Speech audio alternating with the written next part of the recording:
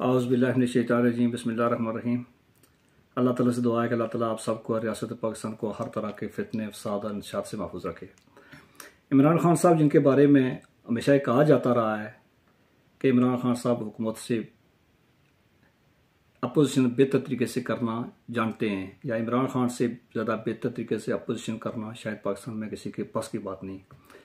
इमरान खान साहब जब इख्तियार में थे और आत्मएतमाद पेश होने से पहले इमरान खान साहब की हुकूमत इतनी कमज़ोर थी और लगता ही था कि इतनी क्रेडिबिलिटी लूज़ कर चुकी है कि अगर कभी इनको इलेक्शन में अवाम के पास जाना पड़ गया तो इनके जितने भी कैंडिडेट्स होंगे वो अवाम का सामना नहीं कर सकेंगे या वोटर का सामना नहीं कर सकेंगे।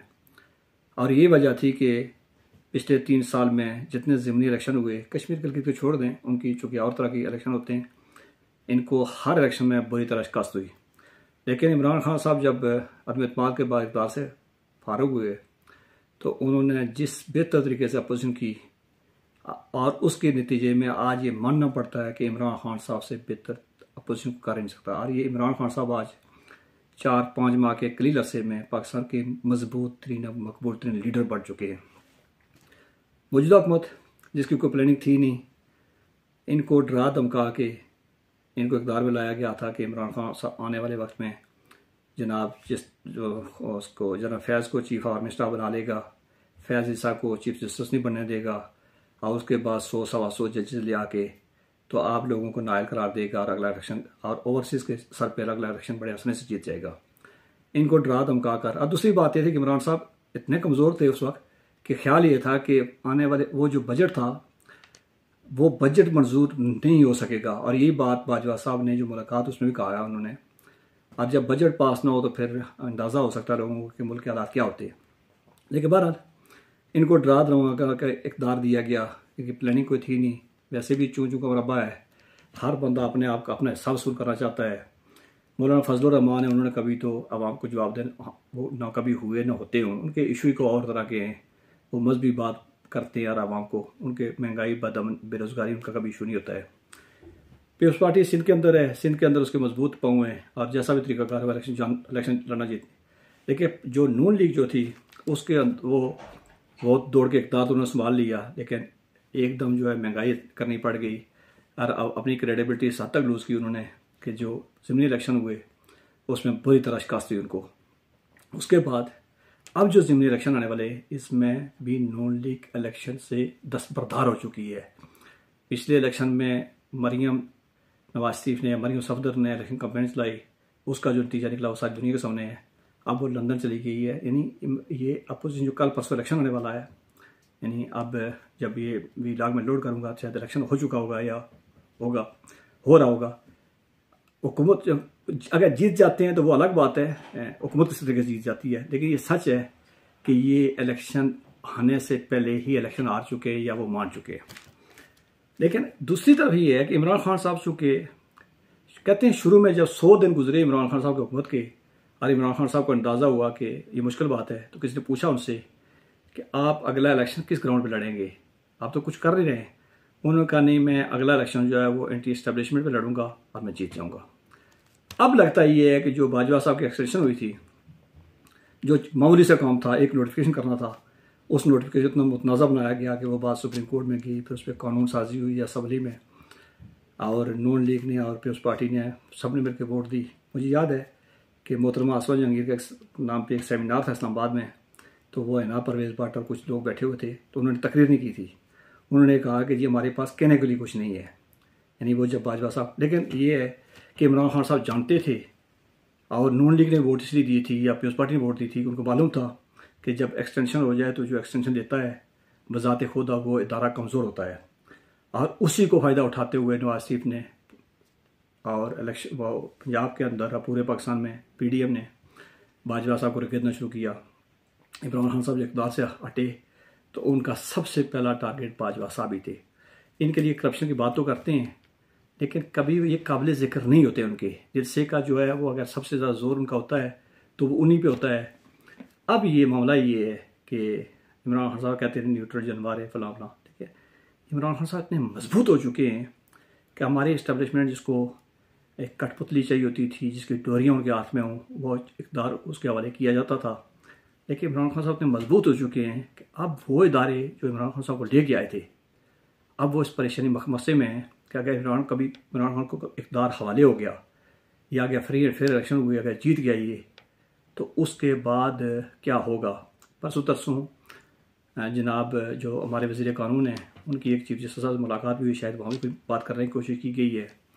उसके बाद ये हुकूमत चूँकि इतनी कमज़ोर है कि इमरान खान साहब को गिरफ़्तार करने की पोजीशन में नहीं है। ये अलग बात है कि उनको वो डराने धमकाने के लिए आज़म स्वाति हो गया, शहबाज गिल हो गया, इनको गिरफ़्तार किया गया है एक पैगाम देने के लिए, लेकिन उसके बाद इमरान खान का गुस्सा बढ़ता गया है।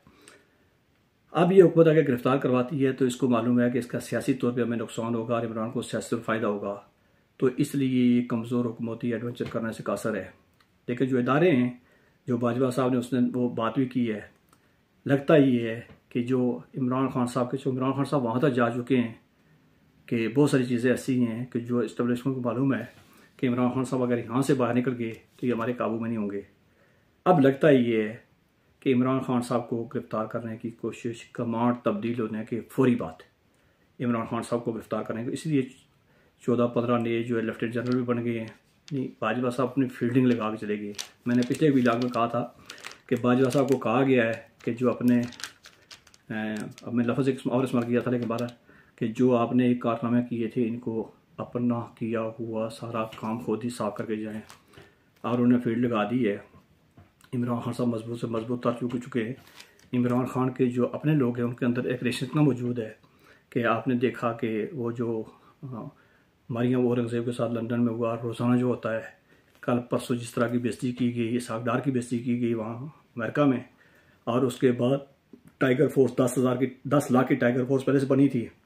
अब 2-4 दिन से जो है वो इमरान खान साहब के मानने वाले जो हैं या उनके हमदर्द जो हैं वो इंसाफ फोर्स भी बना रहे हैं, और इंसाफ फोर्स इसलिए बनाई जा रही है कि अगर कई मामलात हुए तो इन हालात में मुल्क कमज़ोर है, इकानमी कमज़ोर है, अमेरिका के बयान आ रहे हैं, और वो खदशात उन पर बात में की जा सकती है कि वो खदशात जो हैं वो कैसे हैं, उनको कैसे डील किया जा सकता है।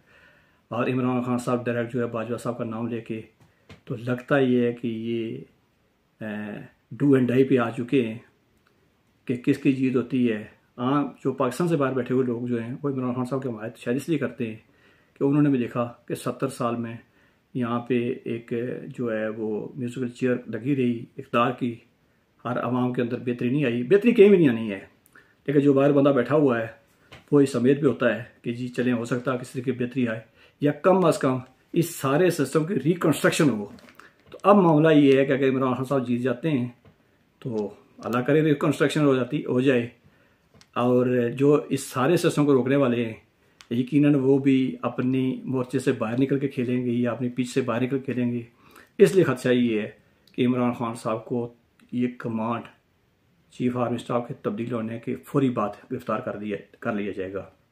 और ये जो हुकूमत है, ये इलेक्शन ये अभी बैठी हुई है कि इमरान खान साहब की अगर लॉन्ग मार्च जो है कामयाब होती है तो अगर हमें जाना पड़ गया तो तब वो बयानिया तश्कील दे के बैठे हुए हैं, और वो भी मखमसे का शिकार हैं। इसलिए इन हालात में जब सैलाब है, तबाही है, बर्बादी है, हुकूमत कमज़ोर है, इमरान खान साहब डायरेक्ट उस इदारे के लिए चढ़ाई कर रहे हैं जिसके बारे में कभी बंद कमरों में बात होती थी, और वो उन्होंने टारगेट अपना फौजी ज़बान में कहते सॉफ्ट किया हुआ, उन्होंने टारगेट सॉफ्ट किया हुआ है। अब ये है कि या इमरान खान साहब मंजर से गायब होंगे, और उनको बहुत सारी ये देखें तहरीक लबैक जो है पंजाब के अंदर उसको ज़िंदा इसलिए रखा गया था कि कहीं उसको इस्तेमाल किया जाएगा। पर इन सारे हालात में आने वाले वक्त में ये एक माह जो है ये बड़ा क्रूशल भी होगा और बड़ा अहम भी होगा। शेख की तरह बात नहीं कर रहा हूँ मैं, लेकिन सच ये है कि इस माह बहुत सारे फैसले आने हैं। ज़ाकल्लाह दुआ में याद रखें, और मेरे चैनल को लाजमी सब्सक्राइब कर दिया करें। अगर कोई सवाल होता है तो वो लाजमी कमेंट बॉक्स में छोड़ दिया करें। अल्लाह हाफिज़।